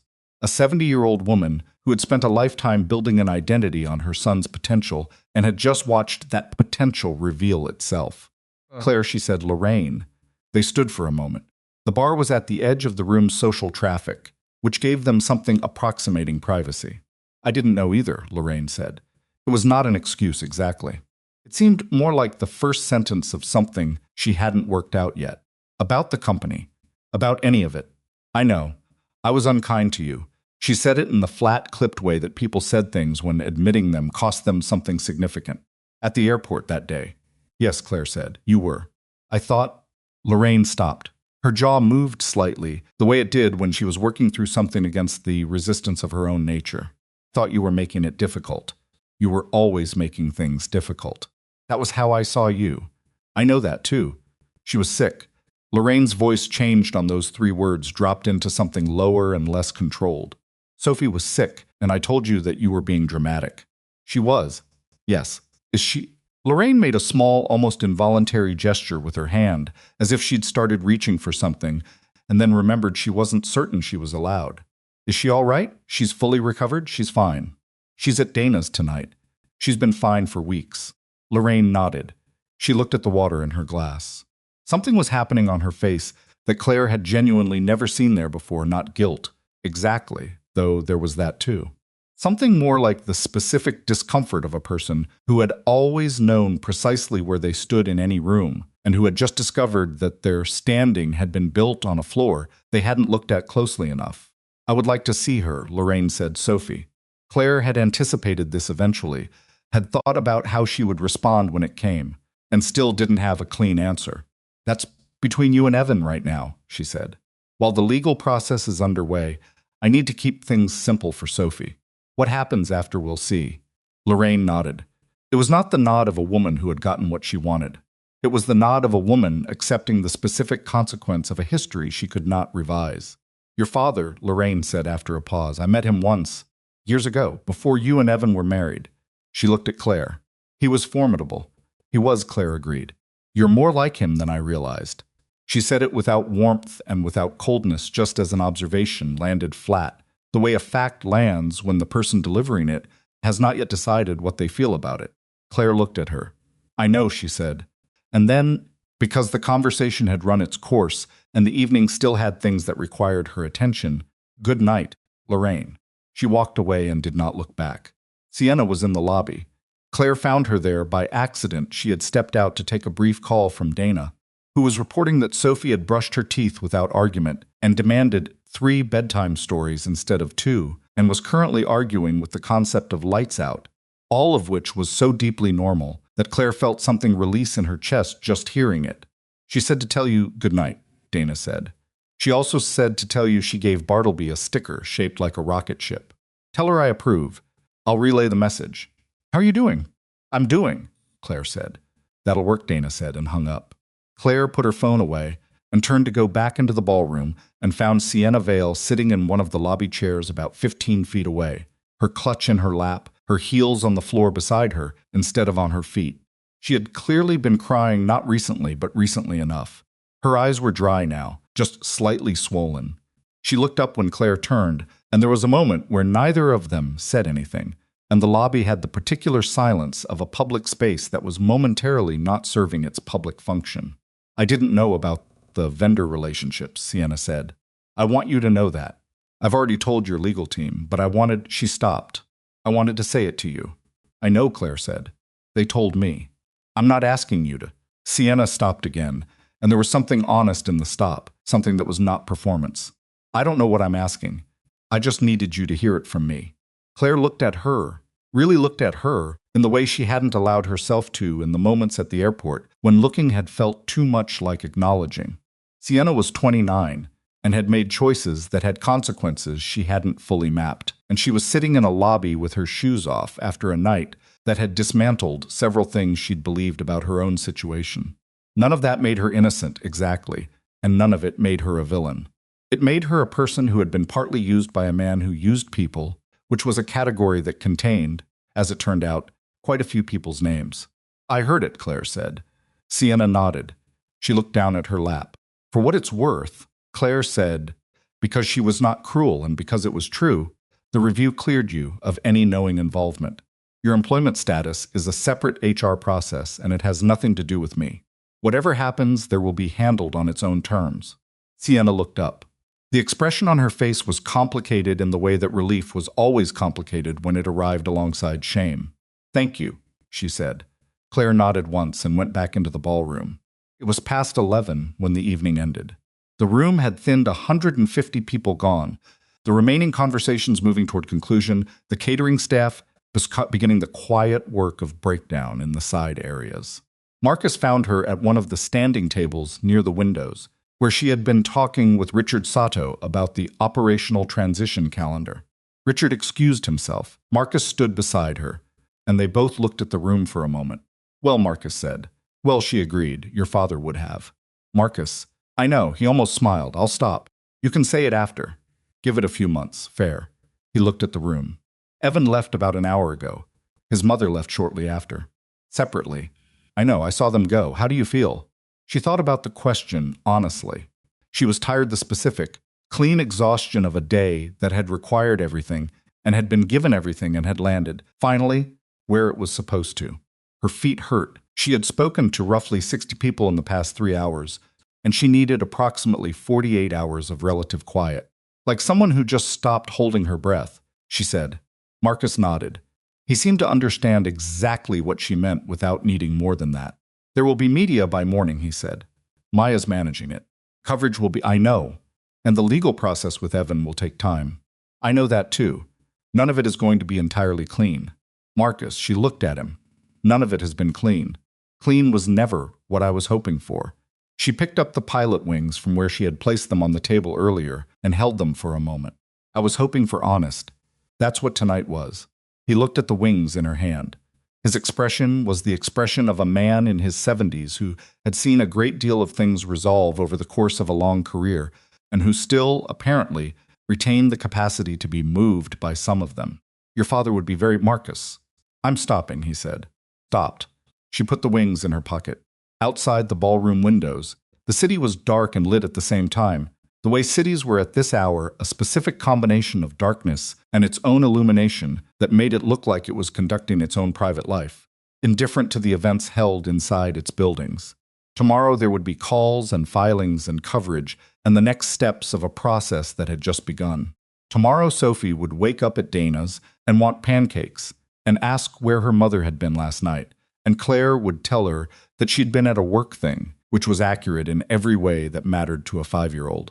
And tomorrow, Evan Mercer would wake up to the first morning of a life that looked nothing like the one he'd built his expectations on. And that process of understanding what he had actually built and what it had cost and what remained would be his to work through. She had done what she came here to do. She said goodnight to Marcus and collected her coat from the coat check and walked out of the Alderley Grand into the cool air of a spring night, and the door closed behind her, and she stood for a moment on the steps outside and breathed. The city was ongoing. A cab moved up the street. Someone somewhere was laughing. The air smelled like rain that had happened hours ago and left the pavement still damp. She pulled out her phone and called Dana. Still up? She said when Dana answered. Obviously. How was it? It was what it needed to be. Did you see his face? Yes. And in nothing, Claire said. Just a face. Dana was quiet for a moment. Then, come home. Sophie moved into your bed, by the way. I tried to put her back, and she gave me a look. I'll be there in 20 minutes. She called the car. She stood on the steps and waited and looked at the street. The city continued doing what it did, enormous and ordinary and indifferent, and somewhere in an apartment on the east side, her daughter was asleep in her bed, and tomorrow was going to be what tomorrow was going to be, and that was enough. The media coverage broke at 6:17 in the morning, which was when Maya's cued press release went live, and the financial news services picked it up within minutes, the way they always did when something moved that had been still for a long time. Claire was already awake. She had been awake since 5, which was not unusual for her in the months since the airport. Her sleep had restructured itself around the early hours in a way she had stopped fighting. She was sitting at Dana's kitchen table with coffee and her laptop when the first alert came through on her phone, and she read the headline with the particular flatness of someone reading a sentence they had already written in their head 100 times. Bennett Air Group reveals silent majority owner. Raymond Bennett's daughter steps into chairmanship after 6 years. She put the phone face down and drank her coffee. By 7, Sophie was awake and in the kitchen demanding the specific pancakes, the ones with the blueberries inside, not on top, a distinction she held with considerable conviction, and the morning reorganized itself around that requirement, which was exactly right. Claire stood at Dana's stove and made pancakes with blueberries inside, and Sophie sat at the table in her pajamas with her hair in the specific chaos of a child who had slept hard and well, and the news cycle continued happening on Claire's phone without her immediate participation. "Mommy," Sophie said, watching the pancakes take shape, "are we going to move back to our house?" Claire had been waiting for this question in some form. Sophie was 5, and 5-year-olds operated on a practical axis. The question wasn't about the marriage or the legal process or anything adult. It was about where home was going to be, which was the only geography that mattered to her. "We're going to get our own place," Claire said. "A new one. Just us. Can it have a yard?" "I think we can manage a yard." "Bartleby should come," Sophie said. "He likes us better than Aunt Dana." From the hallway, Dana's voice, I heard that. "Bartleby told me," Sophie said, without missing a beat.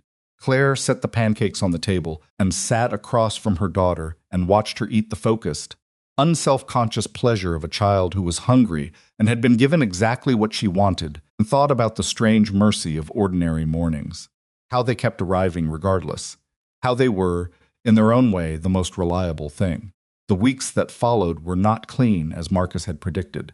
They were full of the particular friction of things being formally dismantled and restructured, legal processes, financial reviews, the slow administrative work of ending a marriage in the specific way that left a child intact in the middle of it.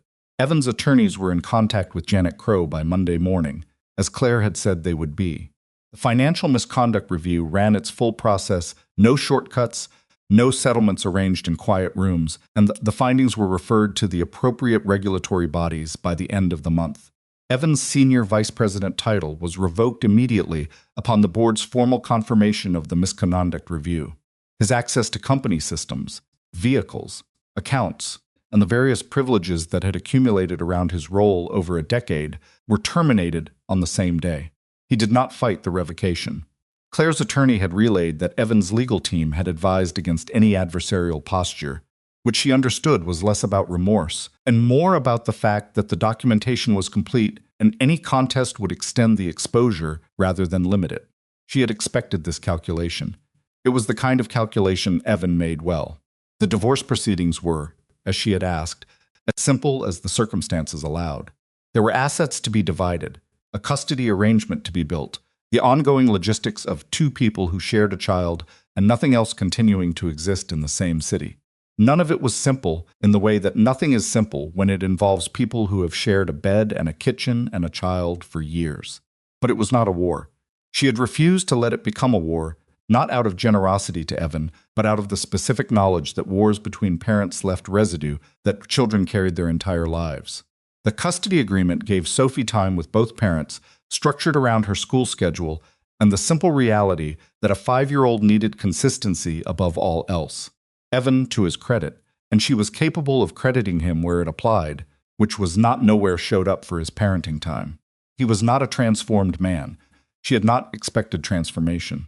But he showed up, And when he was with Sophie, he was present in a way that he had not always been present during the marriage, which she thought might be the paradox of divorce for certain kinds of fathers.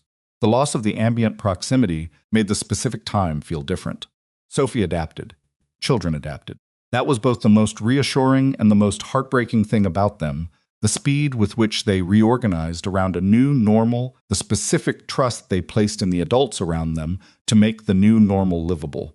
Claire watched her daughter move between two households with the pragmatic flexibility of someone for whom the world was still new enough that its arrangements were not yet assumed to be permanent, and she held that observation close on the harder days. The new apartment was on the 6th floor of a building in a neighborhood. Claire had always liked older construction, high ceilings, windows that faced east and caught the morning light in a way that felt like the building had been designed specifically to receive it. There was a yard, technically a shared courtyard between the buildings, with 2 trees and a bench and a small section of grass that Sophie immediately claimed as Bartleby's territory, an arrangement that Bartleby himself appeared to endorse by sleeping there with the proprietary satisfaction of a cat who had made a real estate decision. Dana had helped her move, arriving with coffee and strong opinions about where furniture should go, and they had spent an afternoon putting the apartment together in the practical, imperfect way that moving went heavy things in roughly the right places, boxes stacked in corners to be dealt with later. Sophie's room done first because that was the priority. Sophie's room had the glow-in-the-dark stars back on the ceiling. Claire had taken them from the Lakeview house. When she'd gone back for the last of their things, peeled them off carefully, preserved each one. They were in a small bag in her pocket for the duration of the move, and when Sophie was in bed that first night in the new apartment, Claire put them back up, in a slightly different arrangement than before, one she and Sophie decided on together. "That one's the big one," Sophie said, pointing. "That's Grandpa's star." Claire looked at the star. Sophie had chosen the largest one, positioned near the center of the ceiling where it would be visible from the pillow. "Why Grandpa's?" she asked. Sophie considered this with the seriousness she applied to decisions that mattered to her. "Because he's watching," she said, "and he needs a big spot so he can see everything." Claire looked at the ceiling for a moment. Then she said, "That seems right." She turned out the lamp and sat on the edge of Sophie's bed in the dark, in the apartment that smelled like New Beginning and cardboard boxes, and the faint trace of the takeout they'd had for dinner. And above them the stars glowed faintly, and Sophie was asleep within 4 minutes, which was the most peaceful thing Claire had witnessed in a long time. She had been running Bennett Air Group operationally for 6 weeks when the idea for the program first took shape. It didn't arrive fully formed. It never did. It arrived the way most real ideas arrived, sideways, attached to something else, requiring time to be recognized for what it was. She was reviewing the company's charitable giving portfolio, which had existed in a functional but unremarkable state for years: donations to aviation schools, sponsorships of industry events, standard architecture of a corporation demonstrating civic participation without particular conviction. Richard Sato was with her, going through line items, and she had been half present for the first 20 minutes of it. Her attention kept drifting. "There's nothing here for people," she said, interrupting Richard mid-sentence. He paused. "The Aviation Scholarship Program for industry people. For people who want to work in aviation." She looked at the portfolio summary. "There's nothing for people who just need to get somewhere. People who need a plane and don't have one." Richard looked at her. "What kind of people specifically?" She thought about a hospital room on the 4th floor of Mercy General. She thought about a blood pressure cuff too large for a small arm and a temperature reading of 104.1 and Dr. Phelps saying you got her here when you needed to. She thought about the specific, abstract terror of being in a situation where the resource you needed existed somewhere, but was not accessible from where you were standing. Critically ill children, she said, who can't access treatment because of geography. Because the specialist is in another city and the family can't afford the flight, and the commercial options are too slow or too expensive or both. Richard was quiet for a moment. He had the particular quality of silence that meant he was taking something seriously rather than formulating a polite response. "That's a significant operational commitment," he said. "I know. Dedicated aircraft, trained medical staff for transport flights, coordination with hospital systems across multiple regions. I know what it involves, Richard." He looked at her steadily. "Do we have the capacity?" "Not yet," she said. "We build it." He nodded slowly, the same nod he had used in the planning meeting 3 months ago, the one that meant he had assessed the thing and concluded it was worth doing. I'll need 6 months to put a proper operational framework together. You have 4, she said. Start with a pilot program. 3 aircraft, a partnership with Mercy General and 2 other hospital systems. We figure out the problems before we scale. 4 months is tight. Start today. The program was called the Bennett Wings Initiative, which was Marcus's suggestion, and which Claire had almost rejected on the grounds that it sounded like a name committee had generated it, before Dana pointed out that it was clear and it was right, and that Claire's instinct to deflect anything that attached her family name to something good was a habit worth examining. You named it after yourself, after your father, because the wings are the point, Dana said. The wings are what the whole thing is. Stop being weird about it. I'm not being weird about it. You're absolutely being weird about it. Claire had looked at her sister and then looked at the program materials on the table between them and decided that Dana was right, which was not a rare conclusion, but was occasionally an annoying one.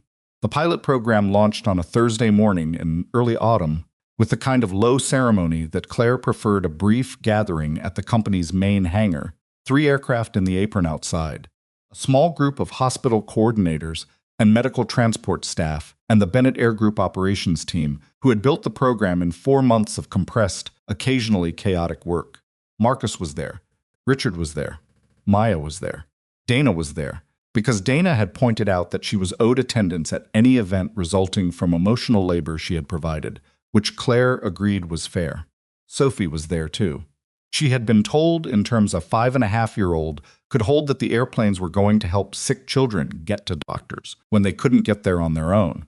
And she had taken this information very seriously and asked several practical questions about how the children would flight and whether they would get to look out the window.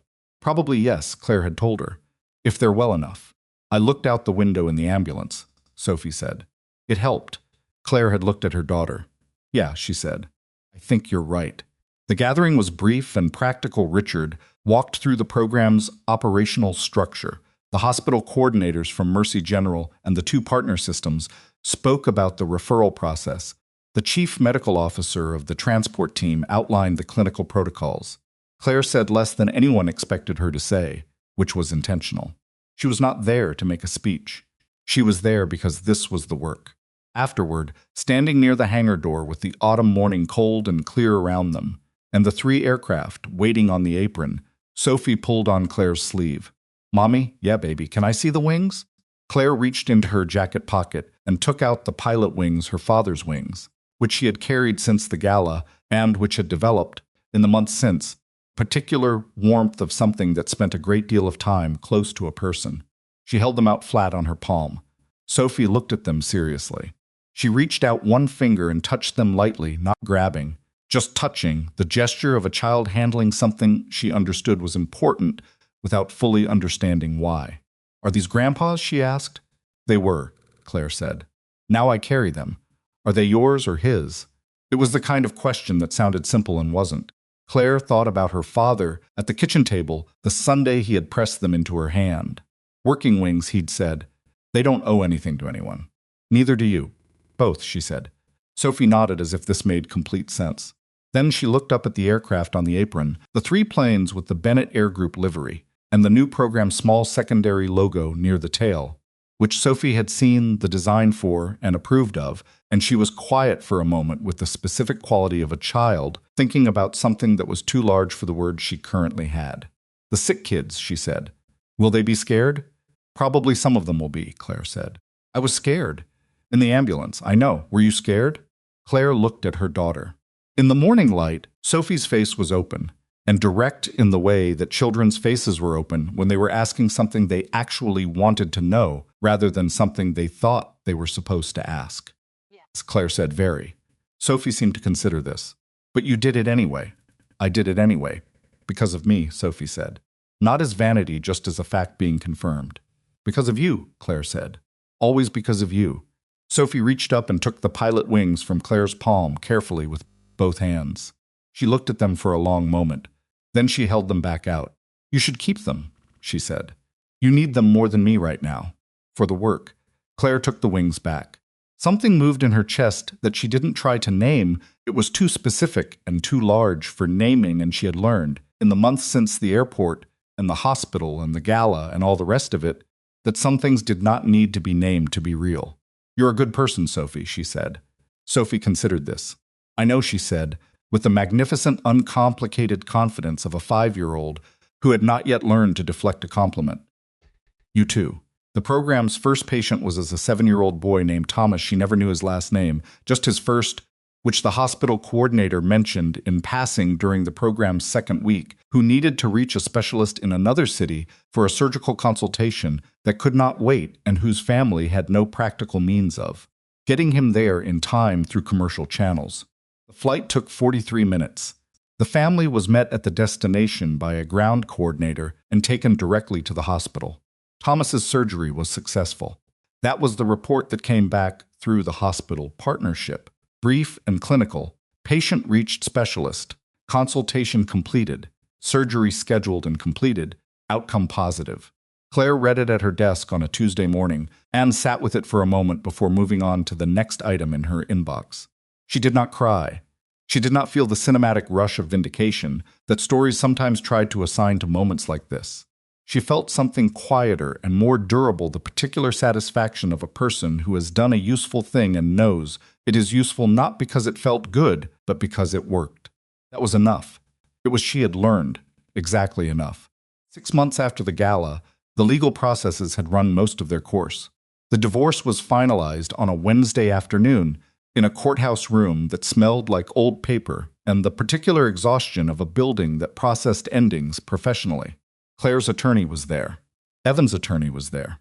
Evan was not there, which his attorney said was a scheduling conflict, and which Claire thought was probably closer to an inability to be present for a formality that confirmed something he had not yet fully accepted. She signed where she was told to sign. She shook her attorney's hand. She walked out of the courthouse into an October afternoon that was gray and blustery and smelled like leaves. She called Dana. "It's done," she said. "Okay," Dana said. "How do you feel?" She stood on the courthouse steps and thought about the question honestly. She felt the same thing she had felt in the car outside the Lakeview house, looking at the brick front and the Japanese maple. The same thing she had felt standing at the top of the entrance corridor of the Alderley Grand with the ballroom doors closed in front of her. The same thing she had felt in the ambulance, holding Sophie's hand while the city moved past the small windows. "Like I know where I am," she said. "That's a good answer," Dana said. "How's Sophie?" "She's here." She made Bartleby a hat out of construction paper. "He's tolerating it with enormous dignity. Do you want to talk to her?" "Yes," Claire said. "Put her on." There was a fumbling sound, and then Sophie's voice, slightly too loud in the way she was always slightly too loud on the phone. "Mommy, Bartleby has a hat." "I heard," Claire said. "Does he like it?" "He's being brave about it," Sophie said seriously. "That's all any of us can do."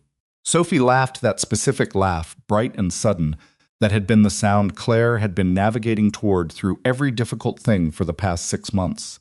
She closed her eyes briefly on the courthouse steps and listened to it. "I'll be there in an hour," she said. "Save me some of whatever Dana's making for dinner." "It's the soup," Sophie said. "The orange kind, perfect." "Mommy? Yeah? Can we go to the airport sometime? Just to look at the planes?" Claire opened her eyes.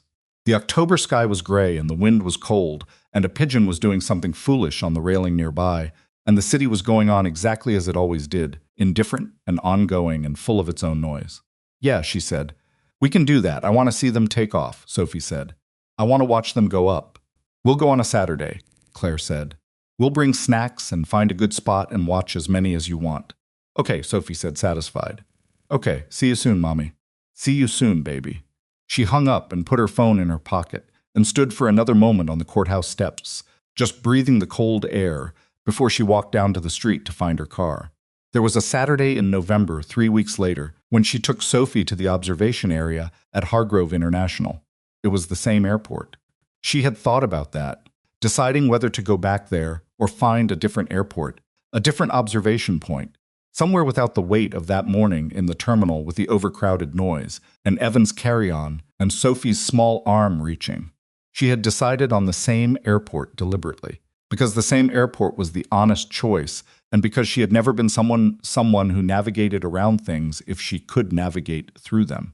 They found a good spot, a grassy rise near the perimeter fence, far enough from the terminal that the noise was managed, close enough to the flight path that the aircraft passed almost overhead on departure. Sophie had brought a thermos of hot chocolate, and Claire had brought a blanket, and they sat together in the cold morning sun and watched the planes. The first departure was a wide-body one of Bennett Air's own fleet, as it happened, though Sophie didn't know that yet. It rolled down the runway with the slow, gathering authority of something very large committing to a direction, and then the nose lifted, and the wheels left the ground, and the whole enormous weight of it was suddenly climbing. Sophie watched it with her mouth slightly open. "It's so big," she said. "How does it do that?" "A lot of engineering," Claire said, "and a lot of trust." Sophie thought about this. Trust in what? In the physics, in the people who built it, in the pilots, in all the work that went into making it reliable. She looked at the aircraft climbing against the gray November sky. It's not magic. It's a lot of people doing their jobs very carefully, over a long time. Sophie watched the plane until it was a small shape against the clouds and then disappeared into them entirely. Then she picked up her hot chocolate and held it in both hands and looked at the runway, waiting for the next one. "Grandpa flew planes," she said. "He did, for a long time." "Were you ever scared when he flew?" Claire thought about it. She remembered being 8 years old, standing at a different airport fence with her own hot chocolate, watching her father's aircraft taxi out. She remembered the specific trust she had felt, not the absence of awareness that something could go wrong, but the presence of confidence that he knew what he was doing. "No," she said, "I wasn't scared. I trusted him. Because he was good at it, because he loved it, and he was careful, and those two things together meant he took it seriously." She looked at Sophie. "That's what you want in a pilot. Someone who loves what they're doing and is careful about it at the same time." Sophie considered this with her usual gravity. Then she looked at her mother sideways, the way she sometimes did when she was working toward a question she wasn't sure how to ask. "Is that what you do?" Sophie said, "with the company?" Claire looked at her daughter, this small, specific, irreplaceable person who had reached toward her father at a departure gate 6 months ago and had not been caught, and who had organized her 5-year-old understanding of that fact into something she could carry without being broken by it, who had put a sticker on a nurse's hand, who had given Bartleby a paper hat, who had decided with complete confidence which star on the ceiling belonged to her grandfather. "I'm trying to," Claire said. "I'm learning to love it the way he did. The right way. Is it working?" She thought about Thomas, the 7-year-old boy, whose last name she didn't know, who had been transported to a specialist in 43 minutes, and had come through surgery and was somewhere in a city she'd never been, living his life. She thought about the 3 aircraft on the apron, and Richard's 4-month timeline, and the next phase of expansion that was already in planning, 2 more hospital systems, 4 more aircraft, a medical staffing framework that was going to require 6 months to build properly. She thought about Marcus, who had been waiting years for this. She thought about her father, who had told her these wings were working wings. "Yeah," she said. "I think it's working." Another aircraft was rolling down the runway, now smaller this time, a regional jet, gathering speed with the specific urgency of something that knew where it was going. Sophie watched it with the focused, uncomplicated attention of a child who had not yet learned to divide her attention between the thing she was watching and the thought she was having, which meant she saw it more fully than most adults would have. The wheels left the ground. The aircraft climbed. Sophie tilted her head back and watched it until it was passed overhead, and then she looked at her mother, and she was smiling, not the performed smile of a child doing something for an adult's benefit, but the real one, the one that started somewhere behind her eyes and arrived on her face without announcing itself. "I want to do that someday," she said. "Fly, fly," Sophie confirmed. "Or help people." "One of those." "You can do both," Claire said. Sophie thought about it. "Can you really?" "Your grandfather did," Claire said. "Every time he flew." Sophie absorbed this and turned back to the runway. The next aircraft was already positioning for departure, another wide body. The engines beginning to build toward the sound that was less a sound than a physical fact, something you felt in your chest before you heard it with your ears. Claire sat on the blanket with her daughter in the cold November sun, watching the planes take off, and she thought about the specific, unglamorous nature of what her father had actually built. Not the airline, not the aircraft, not the revenue or the routes or the prestige of the Bennett name in the industry. Those were all real, but they weren't the thing. The thing was simpler than that and harder to name. It was the reliable delivery of people to where they needed to be. The engineering and the trust and the careful work of all the people over all the years who had made it possible to load a human being into a machine and send them through the sky and have them arrive. That was worth something. That had always been worth something. She had spent 6 years at a slight distance from understanding it, married to a man whose idea of worth was legible in the kind of room you could get into and the size of the title on your business card. And she had let that distance accumulate because it was easier than the alternative, and the alternative was standing where she was standing now. She did not regret the years, exactly. Sophie had come from those years, and Sophie was the best thing she had ever been part of making, and the mathematics of that could not be argued with. But she had wasted something. She acknowledged that now, sitting in the cold with hot chocolate and her daughter and the sound of aircraft departures, without self-pity and without the particular cruelty of blaming herself for choices she had made from a version of herself that was doing her best with what she had. You wasted some years. You stopped wasting them. You built something with what was left. That was the whole story, really. Not the airline, not the gala, not the moment when Evan's face had gone blank in the ballroom. Those were events. The story was simpler.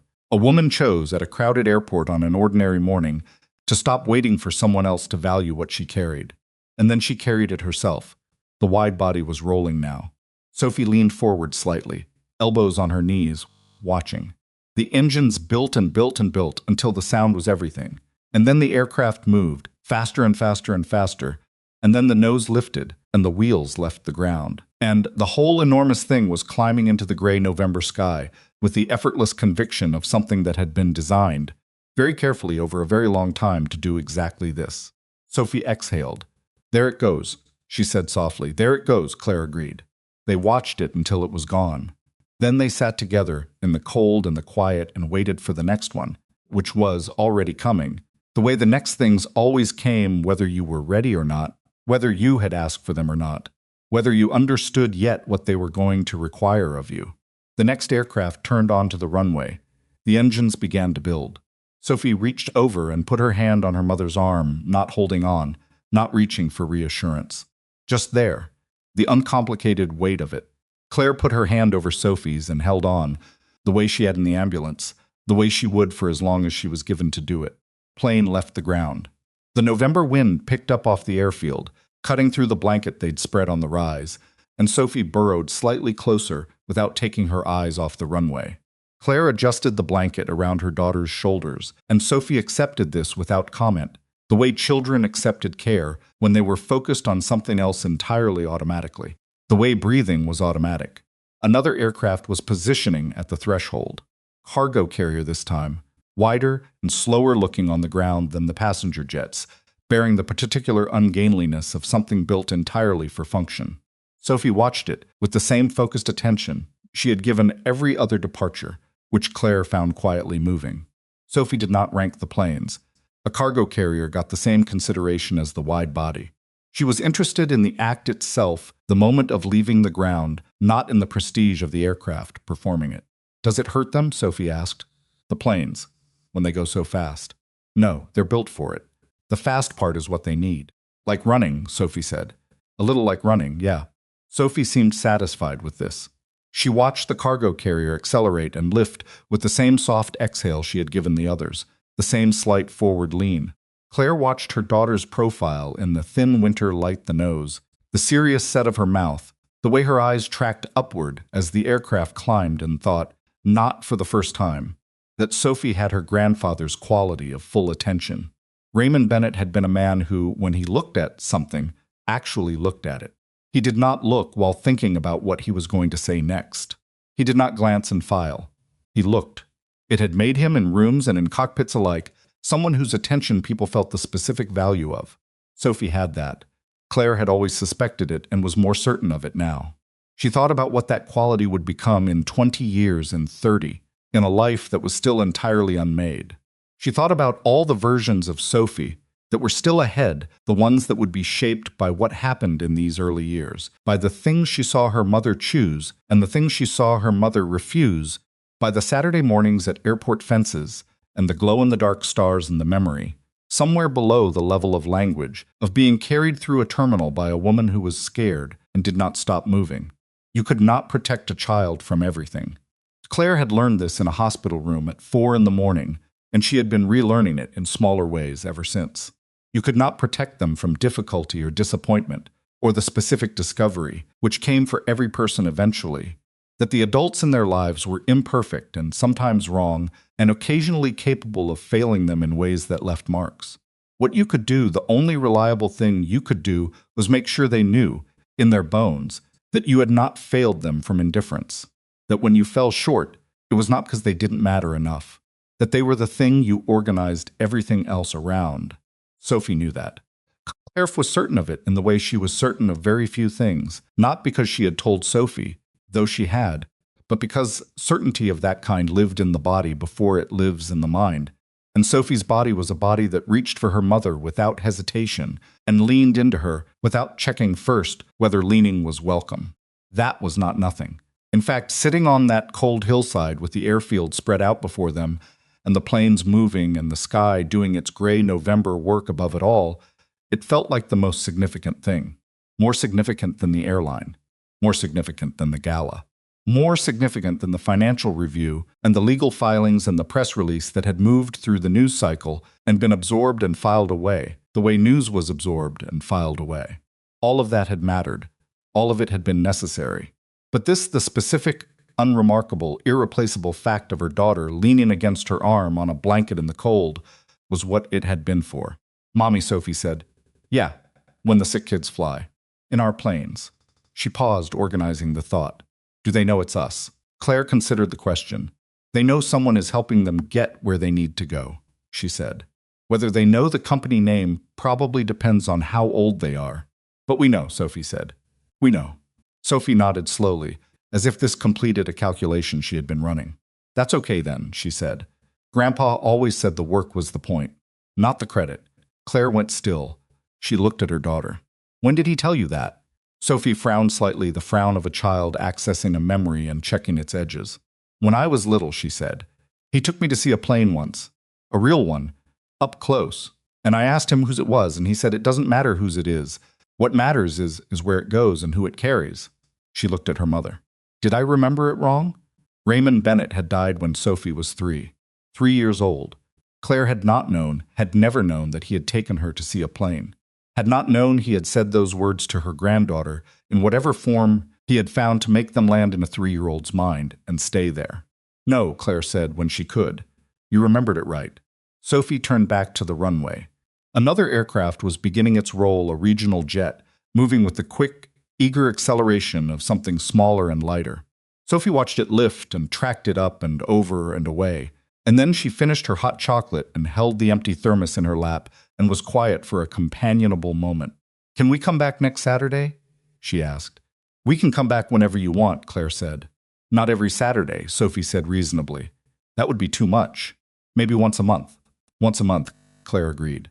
Deal, Sophie said, and stuck out her hand with the gravity of someone who believed agreements should be formalized, which was a habit she had developed somewhere in the past year and which Claire found both exasperating and completely wonderful.